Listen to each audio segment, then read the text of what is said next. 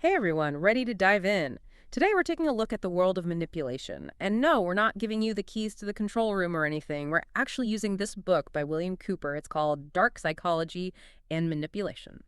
Yeah, it's really interesting how Cooper takes us beyond those obvious, like, evil mastermind types. Hmm.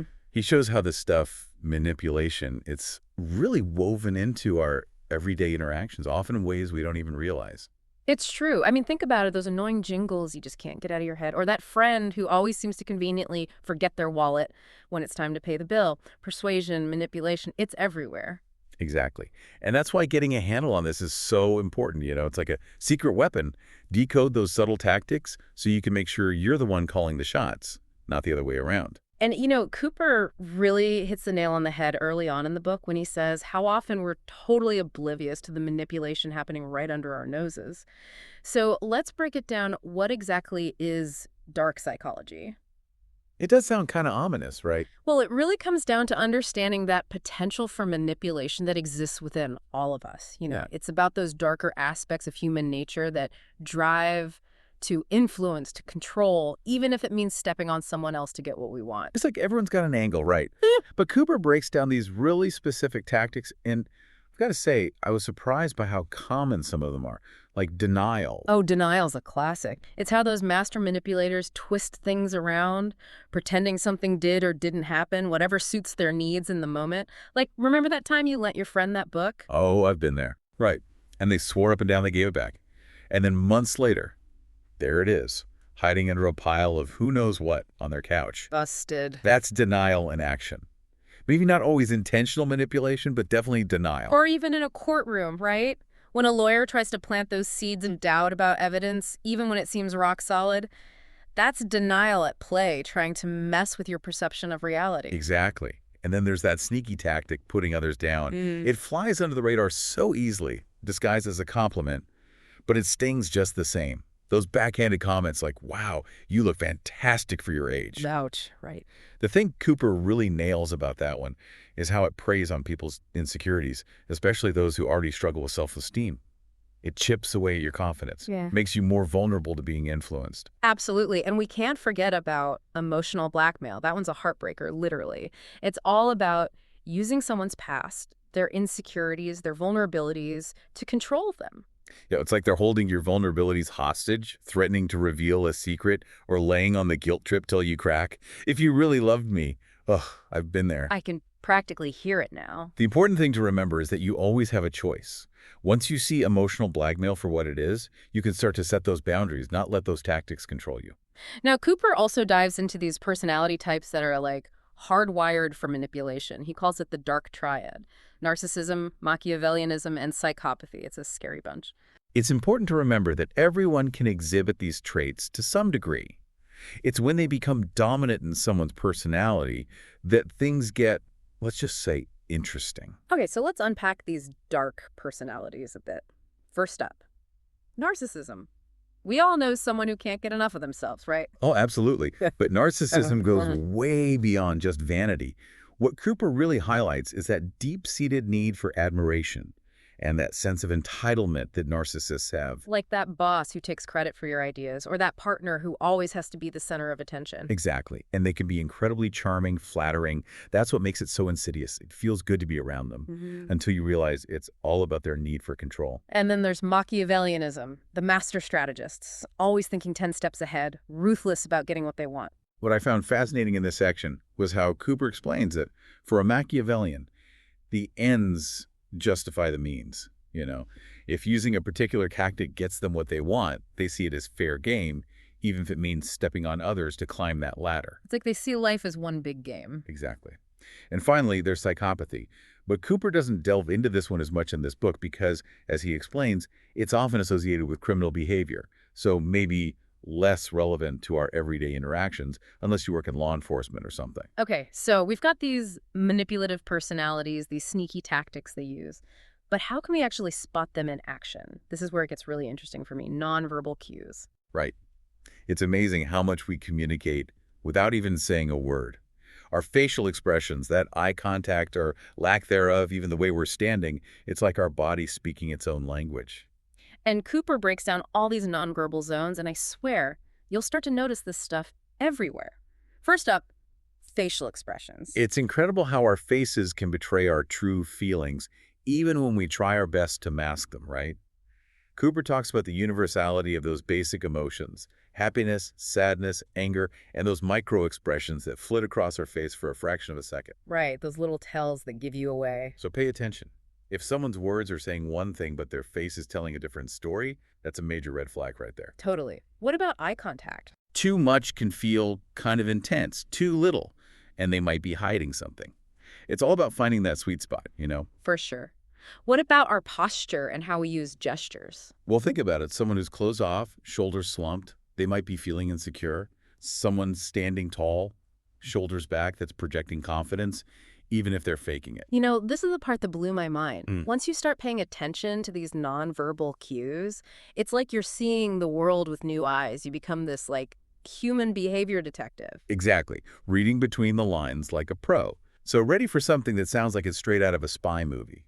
Remember how we were talking about that spectrum of manipulation?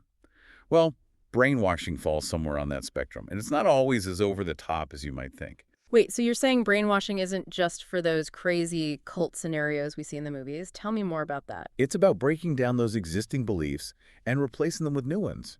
Cooper says it can be really subtle, too. Think about how propaganda works, or even just everyday advertising.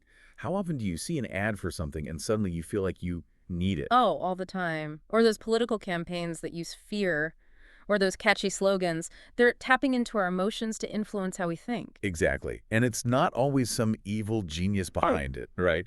But it's important to recognize the techniques at play. Now, Cooper also gets into this other fascinating idea. He calls it dark seduction. Okay, dark seduction. That sounds a little intense. What's that all about? So imagine someone using their charm, their attractiveness, not to build a genuine connection, but to manipulate someone into a romantic relationship. It's like they're after your heart for all the wrong reasons, to control you, to use you for their own personal gain. So it's not about love at all, more about power and control. Exactly. And Cooper says these dark seducers, they're really good at reading people. They know how to spot vulnerability, how to exploit it. Someone who's lonely, insecure, maybe looking for validation, they're easy targets. Shower them with attention, compliments, maybe even empty promises, and then, just like that, They're gone, leaving a trail of broken hearts in their wake. it can be hard to see coming because it plays on those very human desires for love and connection, but knowing about it can help you spot the red flags, protect yourself. So it's a good reminder to trust your gut.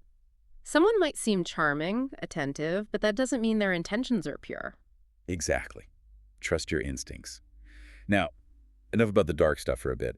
Cooper also talks about how we can use some of these persuasive techniques for good. Okay, good. I need a little positivity after all that. So how can we be more persuasive, but in a way that lifts people up, not manipulates them? Well, I really like what he said about leadership. He says true leadership, it's not about control, it's about influence. So inspiring people to act, not manipulating them into it. Exactly. And Cooper says it starts with setting those high expectations for your team, you know. When you believe in people, when you communicate that confidence, they're more likely to rise to the occasion. Right. It's like that saying, people live up to the expectations you set for them. But it's not just about setting the bar high. It's about giving them what they need to reach it. Right. And Cooper emphasizes the importance of recognition, of appreciating your team. A little praise goes a long way.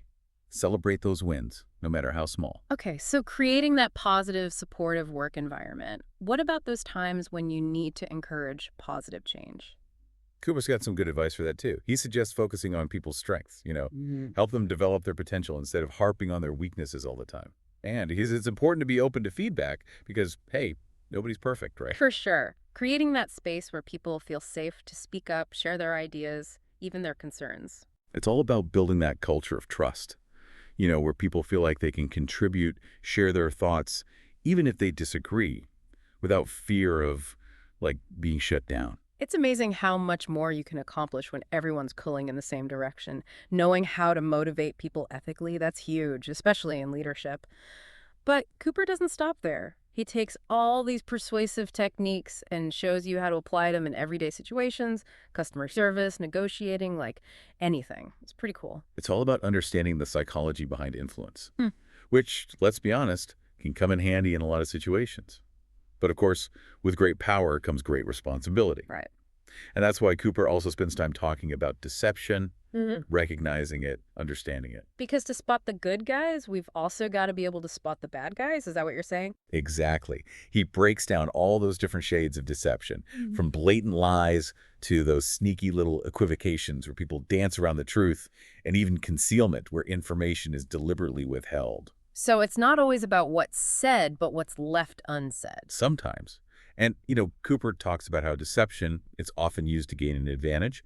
We see it in business deals, in our personal relationships, Yeah. everywhere. He even acknowledges that everyone lies sometimes. Those little white lies we tell to spare someone's feelings or whatever. But he really cautions against the overuse of deception. Because in the end, it all comes down to trust, Yeah. right? And that's the foundation of any strong relationship, personal or professional. Couldn't have said it better myself. Yeah.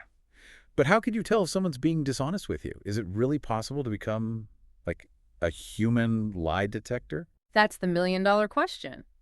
So does Cooper have some secret formula for spotting those liars? Well, he does highlight some of those telltale signs, those nonverbal cues we talked about, like avoiding eye contact, fidgeting, changes in their voice, those little slips that suggest something might be off. It's like those poker players who wear sunglasses to hide their tells, but then their leg starts bouncing like crazy. Exactly. But Cooper stresses that context is key. Right. It's not about becoming paranoid and questioning everyone you meet. It's about noticing those inconsistencies between someone's words and actions, and, most importantly, trusting your gut. Don't ignore those red flags. So pay attention, trust your instincts, and use your judgment. Couldn't agree more. Yeah. But, this is where Cooper throws a real curveball. He challenges us to take a look in the mirror to examine our own relationship with deception. Wait, what do you mean? Is he saying we're all manipulators on some level? Not necessarily, but he does suggest asking yourself some tough questions. Like, have you ever told a white lie, even if it was to spare someone's feelings? Or maybe exaggerated a story to make yourself look good? Okay, yeah. I think we've all been there at some point. The point is to be honest with ourselves. Recognize that we're all capable of deception, even if it's not always malicious. Self-awareness is key, right? And recognizing those moments when we might be tempted to stray from the truth. This whole conversation reminds me of another point Cooper makes about reading people. It's like becoming a detective of human behavior. He really breaks it down, explains how our bodies often reveal more than we intend, facial expressions, those subtle gestures, even our posture. It's like a whole other language we're speaking without even realizing it. It's incredible. Once you start to understand that language, it's like a whole new world opens up. You can read between the lines, pick up on those subtle cues that tell you what someone's really thinking or feeling. Exactly. You become a more astute observer of human behavior, which is a skill that can serve you well in pretty much every aspect of life. Okay, I gotta ask. What does Cooper have to say about the unconscious mind? That's always fascinated me. Oh, this is where it gets really interesting. He dives into how those unconscious thoughts, feelings, motivations, all that stuff we're not even aware of, can drive our behavior in ways that might surprise us. It's like this whole hidden world operating beneath the surface. Right, like there's a whole other conversation going on in our heads that we're not even invited to. So how does it actually work? Well, Cooper explains that our limbic system, that's like the emotional control center of our brains, it plays a huge role in our unconscious responses. Think of it like this. It's responsible for those gut feelings, those instant reactions we have before we even have time to think. So our limbic system is calling the shots before our conscious mind even knows what's going on. Pretty much. And get this. Cooper says manipulators, they can actually hijack that system, trigger those emotional responses to influence our actions. Yeah. It's wild when you think about it. Okay, that's kind of creepy. Like they're pushing our buttons without us even realizing it. Exactly. And it's a good reminder that we need to be aware of these tactics so we're not just blindly reacting. Cooper stresses the importance of critical thinking, of questioning things, especially if something seems too good to be true. Because if it seems too good to be true, it probably is. Right, right. And this leads us to such a crucial part of navigating the world of manipulation self-awareness. Understanding yourself, your strengths, weaknesses, what makes you tick, that's your best defense. It's like that saying, know thyself, but that's easier said than done sometimes, wouldn't you say? He offers some practical tools you can use. Journaling, meditation, even just asking for honest feedback from people you trust. The key is to reflect on your past experiences, those emotional patterns you fall into, the things that might make you more vulnerable to manipulation. So know your triggers, basically. Understand what makes you tick so you can be more aware of how other people might be trying to influence you. Exactly. He also suggests really getting clear on your values, your core beliefs, those things that guide your decisions in life. It's about recognizing that you have a choice in how you respond to the world around you.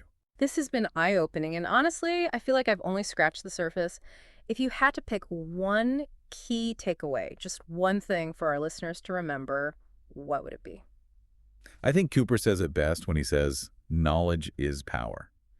The more you understand these tactics, the more you're aware of that potential for manipulation, both in yourself and others. The more you can make conscious choices about how you interact with the world. You can protect yourself from those who might try to take advantage. And you can use this understanding of human behavior to build more genuine, healthier relationships. It's like by understanding the darker side of human nature, it allows us to choose the light, right? To be more empathetic, more compassionate. Absolutely. Use that knowledge to make a positive difference, both in your own life and the lives of others. Well said. This has been an incredible deep dive, everybody. Thanks for coming along for the ride. Until next time, keep exploring, keep questioning, and keep diving deep.